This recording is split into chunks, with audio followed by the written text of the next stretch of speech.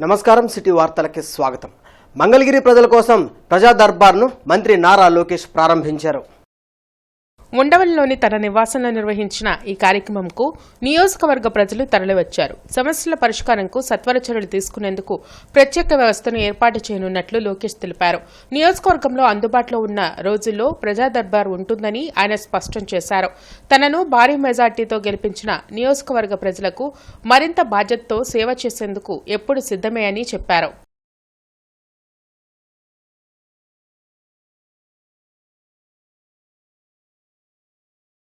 కూటమి ప్రభుత్వం అధికారంలోకి వచ్చిన మొదటి రోజు నుంచి ఎన్నికల్లో ఇచ్చిన హామీలను అమలు చేసే దిశగా పూర్తి స్థాయిలో పనిచేస్తుందని పశ్చిమ నియోజకవర్గ ఎమ్మెల్యే గల్లా మాధవి అన్నారు.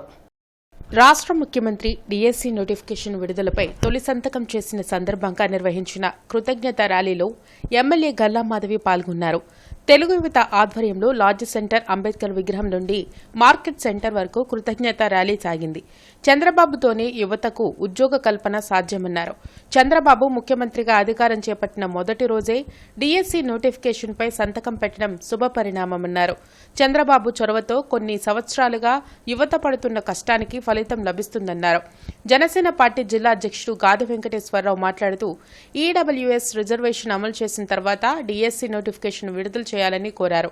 కార్యక్రమంలో తెలుగు యువత అధ్యక్షుడు రావిపాటి సాయికృష్ణ, కోవెలమూడి నాని, మన్నవ మోహనకృష్ణ, నగరాధ్యక్షులు డేగల ప్రభాకర్ తదితరులు పాల్గొన్నారు. ఉద్యోగులకి విద్యార్థులకి ఎంతటి ఆవేదనను మిగిల్చారో వాళ్ళు చెప్తూ మా దాకా వచ్చి కూడా మా దగ్గర కూడా ఎన్నో రకాలైన ఇబ్బందులు వాడు పడిన ఇబ్బందులన్నింటినీ వాళ్ళు మాతో పంచుకోవడం జరిగింది. ఎంతో ఆవేదనకి గురైన పరిస్థితులు ఆ రోజు అవన్నీ. ఈరోజు వాటన్నిటికీ ముగింపు చెప్తూ వచ్చి రాగానే ముందు ఆయన మొదటి సంతకాన్ని చంద్రబాబు నాయుడు గారు డిఎస్సి మీద అన్న మాట ప్రకారమే పెట్టడం జరిగింది. అంటే రానున్న భావితరాల పట్ల ఆయనకున్న ప్రేమ, ఉద్యోగ కల్పన మీద ఆయనకున్న నమ్మకము, ఆకాంక్ష, ఆయన విజన్ మనం అర్థం చేసుకోవాల్సిన పరిస్థితి ఉంది.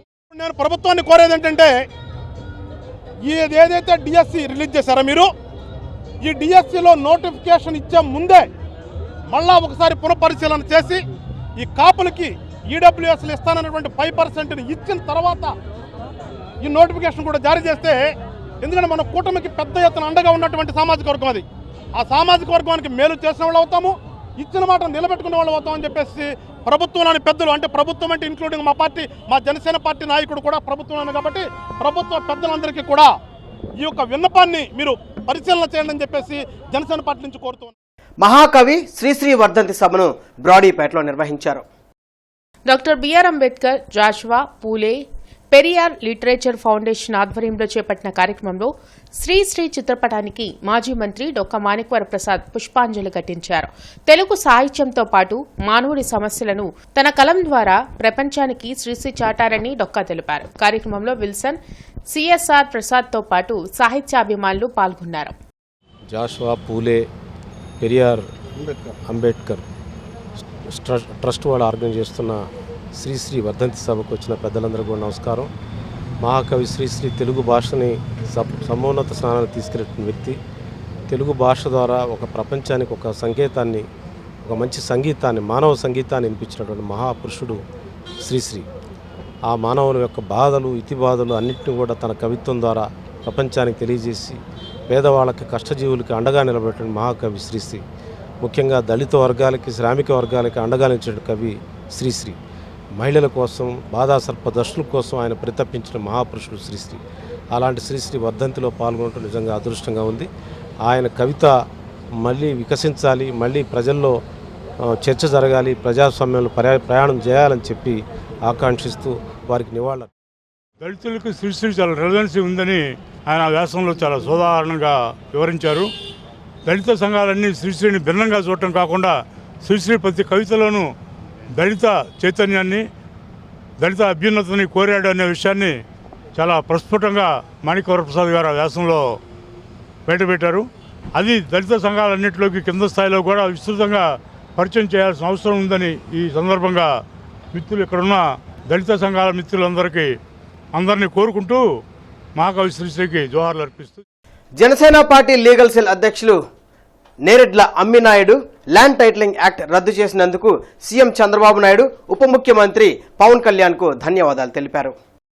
కృష్ణానగర్లో ఉన్న జనసేన పార్టీ గుంటూరు జిల్లా లీగల్ సెల్ అధ్యక్షులు నరేళ్ల అమ్మినాయుడు కార్యాలయంలో ఎన్డీఏ కూటమి ప్రభుత్వం రాష్ట్రంలో అధికారంలోకి రాగానే ఏపీ ల్యాండ్ టైటిలింగ్ యాక్ట్ రద్దు చేస్తూ ముఖ్యమంత్రి నారా చంద్రబాబు నాయుడు తీసుకున్న నిర్ణయాన్ని హర్షిస్తూ న్యాయవాదులు, కూటమి పార్టీల నాయకులు, అభిమానుల మధ్యలో భారీ కేక్ కట్ చేసి సంబరాలు చేశారు. ల్యాండ్ టైటిలింగ్ యాక్ట్ ప్రజలకు ఇబ్బందికరంగా మారేటటువంటి నల్ల చట్టాన్ని అమలులోకి తీసుకురావడాన్ని నిరసిస్తూ రాష్ట్ర వ్యాప్తంగా న్యాయవాదులు, పలు ప్రజా సంఘాలు పలు రూపాల్లో నిరసన కార్యక్రమాలు నిర్వహించి ప్రజలకు అవగాహన కల్పించడం జరిగిందని తెలిపారు. వైసీపీ పార్టీ పరాజయానికి ముఖ్యమైన కారణాల్లో ఈ నల్ల చట్టం కూడా ఒకటని తెలిపారు. పాలకులు ప్రజా కంటకులుగా మారిన సందర్భంలో ప్రజాస్వామ్యవాదులందరూ ముక్తకంఠంతో ఒక వేదిక మీదకు వచ్చి ప్రజాస్వామ్యాన్ని పరిరక్షించుకోవాల్సిన ఆవశ్యకత ఉందని తెలిపారు. కార్యక్రమంలో న్యాయవాద సంఘ నాయకులు, తెలుగుదేశం పార్టీ నాయకులు ఎర్రగోపు నాగేశ్వరరావు, మేకల బాబురావు, జనసేన పార్టీ నాయకులు, కాపునాడు జోన్ 3 ప్రధాన కార్యదర్శి రాగం సదాశివరావు తదితరులు పాల్గొన్నారు. ఈ ల్యాండ్ టైటిలింగ్ యాక్ట్ అనేది రద్దు చేయటం సామాన్య మానవుడు కూడా చాలా హర్షించదగ్గ విషయం. ఇది మేము అడ్వకేట్స్ అందరం దాదాపు 60 రోజులు 70 రోజుల పైనే మేము బాయ్కాట్ చేశాము. చాలా హ్యాపీగా ఉంది, గర్వంగా ఉంది. చంద్రబాబు నాయుడు గారు, పవర్ స్టార్ పవన్ కళ్యాణ్ గారు దీని రాగానే, ప్రభుత్వం రాగానే ఫస్ట్ దీని మీద నిర్ణయం తీసుకున్నారు. దానికి ఈ సందర్భంగా మేము కేక్ కట్ చేసుకుని హ్యాపీగా. పవన్ కళ్యాణ్ గారు గతంలో అందరికి మాట ఇచ్చారు, మేము అధికారంలో రాగానే ల్యాండ్ పూలింగ్ యాక్ట్ రద్దు చేస్తామని అనుకున్న ల్యాండ్ టైటిల్ యాక్ట్ అది రద్దు చేస్తామని చెప్పి మాట ప్రకారం చంద్రబాబు గారితో మాట్లాడి అది రద్దు చేయించడంలో కీలక పాత్ర వహించినటువంటి పవన్ కళ్యాణ్ గారికి మనందరం ధన్యవాదాలు తెలియజేస్తాం. భవిష్యత్తులో ఉన్నత శిఖరాలను అధిరోహించే విధంగా విద్యార్థులను తయారు చేయడమే లక్ష్యంగా టీజేపీఎస్ కళాశాల పనిచేస్తుందని కళాశాల కరస్పాండెంట్ కేవీ బ్రహ్మం అన్నారు. పటాభిపురం టీజేపీఎస్ కళాశాలలో కరస్పాండెంట్ బ్రహ్మం మీడియాతో మాట్లాడుతూ కళాశాల 53వ వార్షికోత్సవం సందర్భంగా అనేక కొత్త కోర్సులను అందుబాటులోకి తెచ్చినట్లు చెప్పారు. పేద, మధ్యతరగతి విద్యార్థులకు తక్కువ ఫీజుతో మెరుగైన విద్యను అందించేలా కళాశాల పనిచేస్తున్నట్లు చెప్పారు.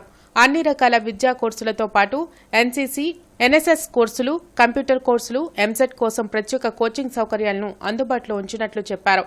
కార్యక్రమంలో vice principal Bhanu Muralidhar, PG principal doctor Anitadevi, NCC major Kumar Raja, NSS doctor J V Sudheer Kumar, Sailaja, sports director R Shivaji తదితరులు పాల్గొన్నారు.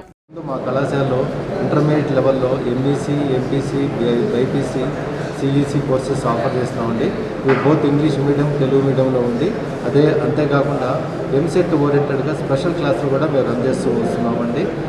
దీంతో పాటుగా డిగ్రీ నూతన విద్యా విధానంలో వచ్చిన మార్పులకు అనుగుణంగా డిగ్రీ కూడా మేము చేస్తున్నాము.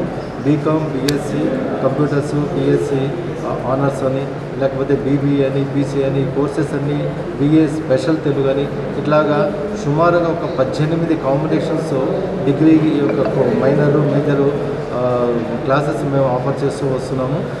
ముఖ్యంగా BSc artificial intelligence, computer science, data science, dairy science ఇవన్నీ కూడా కొత్తగా నూతన ట్రెండ్కి అనుగుణంగా ఈ కార్యక్రమాల్ని మేము రూపొందించాము. అదేవిధంగా ఏఐసిటి నామ్స్గా అనుగుణంగా ఈరోజు మా కాలేజీలో పీజీ కోర్సెస్ కూడా MCom, MSc, MBA, MCA courses కూడా మేము కండక్ట్ చేసాము. స్పందన కార్యక్రమం పేరును ప్రజా సమస్యల ఫిర్యాదులు పరిష్కారాలుగా మారుస్తూ రాష్ట్ర ప్రభుత్వం నిర్ణయం తీసుకుంది. ఈ మేరకు సీఎస్ నీరబ్ కుమార్ ప్రసాద్ ఉత్తర్వులు జారీ చేశారు. వైసీపీ ప్రభుత్వ హయాంలో ప్రజా సమస్యలు, ప్రభుత్వ శాఖలకు సంబంధించిన ఫిర్యాదులు, సూచనల స్వీకరణకు స్పందన కార్యక్రమం నిర్వహించారు. ఆ కార్యక్రమంలో అనేక లోపాలు ఉన్నట్లు రాష్ట్ర ప్రభుత్వం గుర్తించింది. అసంపూర్తిగా ఉన్న పేదల గృహ నిర్మాణాలను త్వరితగతిన పూర్తి చేసేందుకు కృషి చేస్తానని రాష్ట్ర గృహ నిర్మాణ సమాచార శాఖ మంత్రి కొలుసు పార్థసారథి వెల్లడించారు. వేద పండితుల మంత్రోచ్చారణల మధ్య సచివాలయంలో శాఖపరమైన బాధ్యతలను శుక్రవారం రాత్రి స్వీకరించారు. ఈ సందర్భంగా ఆయన మాట్లాడుతూ గత ప్రభుత్వంలో మంజూరైన 20.62 లక్షల గృహాల్లో 6.8 లక్షల మేర మాత్రమే ఇప్పటి వరకు పూర్తయ్యాయని అన్నారు. మిగిలిన 13.8 లక్షల ఇళ్లను త్వరగా పూర్తి చేసేందుకు అవసరమైన నిధులను కేంద్రం నుంచి తెచ్చేందుకు తమ ప్రభుత్వం ప్రయత్నిస్తుందని అన్నారు. గత ప్రభుత్వ పర్యవేక్షణ లోపం వల్ల కాలనీలో కేటాయించిన స్థలాలు నిర్మాణాల విషయంలో పేదలు అనేక సమస్యలు ఎదుర్కొంటున్నారని వెల్లడించారు. మొత్తం 20,62,000 ఇల్లు శాంక్షన్ అయితే గత ప్రభుత్వ హయాంలో వాళ్ళు కేవలం 6.8 లక్షలు మాత్రమే పూర్తి చేయగలిగారు. మిగతా 13.8 లక్షలు పూర్తి చేయలేక బెనిఫిషరీస్కి లబ్ధి జరగకోకుండా మరి మిగిలిపోయిన విషయాన్ని మీ దృష్టికి తీసుకొస్తా ఉన్నాను. మరి తప్పుకోకుండా వీటన్నిటినీ కూడా చంద్రబాబు నాయుడు గారి నాయకత్వంలోని ప్రభుత్వం వీటన్నిటిని కూడా పూర్తి చేయడానికి చిత్తశుద్ధితో కృషి చేసి దానికి కావాల్సిన నిధుల్ని కేంద్ర ప్రభుత్వం నుంచి కానివ్వండి, స్టేట్ ప్రభుత్వం నుంచి కానివ్వండి సమకూర్చుకుని బెనిఫిషరీస్కి లబ్ధి చేకూరేట్టు తగు చర్యలు తీసుకుంటామని చెప్పేసి మనవి చేస్తామని నేను. ముఖ్యమంత్రిగా చంద్రబాబు బాధ్యతలు చేపట్టిన మొదటి రోజే 5 హామీలపై చేసిన సంతకాలతో రాష్ట్ర ప్రజలు ఆనందోత్సాహాలతో ఉన్నారని తాడికొండ ఎమ్మెల్యే టీడీపీ జిల్లా అధ్యక్షులు తెనాలి శ్రావణ్ కుమార్ అన్నారు. జిల్లా తెలుగుదేశం పార్టీ కార్యాలయంలో శ్రావణ్ కుమార్ మీడియాతో మాట్లాడుతూ జాబ్ క్యాలెండర్ ఇస్తానని జగన్ వాలంటీర్ ఉద్యోగాలిచ్చి మోసం చేస్తే చంద్రబాబు అధికారంలోకి వచ్చిన మొదటి రోజే డీఎస్సీ నోటిఫికేషన్పై మొదటి సంతకం చేశారన్నారు. సంచలనమైన వివాదాస్పదమైన భూమి హక్కు చట్టాన్ని రద్దు చేస్తూ చంద్రబాబు రెండవ సంతకాన్ని చేయడంతో ప్రజలు హర్షం వ్యక్తం చేస్తున్నారన్నారు. పెన్షన్ 4,000 రూపాయలకు పెంచుతామని ఎన్నికల్లో ఇచ్చిన హామీని అమలు చేస్తూ బకాయిలతో సహా చెల్లిస్తూ మూడవ సంతకాన్ని చేశారన్నారు. నిరుద్యోగులకు స్కిల్ డెవలప్మెంట్ను పెంచి తద్వారా ఉద్యోగ అవకాశాలను కల్పిస్తూ 4వ సంతకం చేశారన్నారు.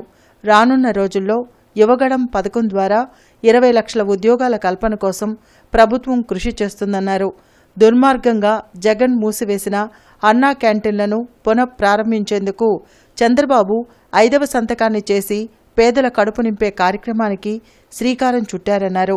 టీడీపీ నాయకులు రాజా మాస్టారు, డిఎస్ఆర్ మాట్లాడుతూ ఎన్డీఏ కూటమిపై ఉన్న నమ్మకంతో చారిత్రాత్మకమైన విజయాన్ని ప్రజలు ఇచ్చారన్నారు. ఎన్నికల ముందు ఇచ్చిన హామీలను అమలు చేసేందుకు ముఖ్యమంత్రి చేసిన 5 సంతకాలు ప్రజల్లో నమ్మకాన్ని నిలబెట్టుకునేలా ఉన్నాయన్నారు. మన ఆంధ్రప్రదేశ్ రాష్ట్ర సర్వతోముఖ అభివృద్ధికి నైపుణ్యానికి సంబంధించి భరోసా కింద భూమి కలిగిన వాడు ఇళ్ల స్థలం దగ్గర నుంచి ఎకరాల భూమి కలిగిన వాడికి కూడా ఒక భరోసా కోసం ల్యాండ్ టైటిలింగ్ యాక్ట్ రద్దు, అదేవిధంగా పెన్షన్దారులు ఎవరైతే ఉన్నారో వాళ్ళందరికీ కూడా ఖచ్చితంగా 4,000 రూపాయలు నెలవారీగా ఇంటికి వస్తాయనే ఒక భరోసా, దాన్ని ఎన్టీఆర్ భరోసా పేరు మీద కూడా మార్చారని తెలియజేస్తున్నారు.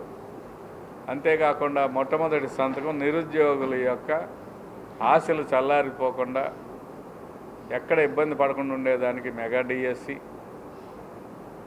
ఈ రకంగా అన్న క్యాంటీను మనం చెప్పుకున్నట్టుగా ఈ 5 హామీలని చంద్రబాబు నాయుడు గారు ఎన్నికల ముందు ఏదైతే చెప్పారో దాన్ని ఆచరించి మొదటి 5 సంతకాలుగా చేయటం అనేది చాలా సంతోషం. రాష్ట్ర వ్యాప్తంగా ప్రజలందరూ చాలా సంతోషంగా ఉన్నారు. 5 సంతకాలపైన సంతకం పెట్టి చంద్రబాబు నాయుడు గారి పైన ఉన్నటువంటి విశ్వాసాన్ని 10 రెట్లు పెంచినటువంటి అంశం. ఈరోజు చంద్రబాబు నాయుడు గారు ఏదైతే ఒక మంచి నిర్ణయాన్ని తీసుకున్నారో ఆ నిర్ణయం ఈ ఆంధ్రప్రదేశ్ రాష్ట్ర ప్రజల భవిష్యత్తుకి ఒక ఉజ్వలమైనటువంటి అవకాశంగా చెప్పుకోవచ్చు.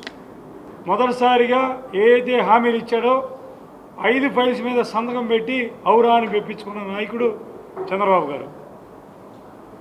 జనాన్ని మోసం చేయటంలో, ప్రజలను మోసం చేయటంలో దిట్ట ఆరితేరినటువంటి గొప్ప నాయకుడు జగన్మోహన్ రెడ్డి గారు. రాష్ట్రంలో ఉన్న ఓటర్లు ప్రజలందరూ కూడా తగిన విధంగా గుణపాఠం చెప్పారు. ఇప్పుడు కూడా చూస్తూ ఉన్నాం, అవాకులు చవాకులు పేలుతూ ఉన్నారు. ఇవాళ చూస్తే ఇప్పుడు కూడా వీళ్ళకి బుద్ధి రాలేదంటే ఇక జీవితంలో వీళ్ళకి బుద్ధి రాదని ప్రజలందరూ తెలుసుకున్నారు. ఈ వార్తలందరితో సమాప్తం. నమస్కారం.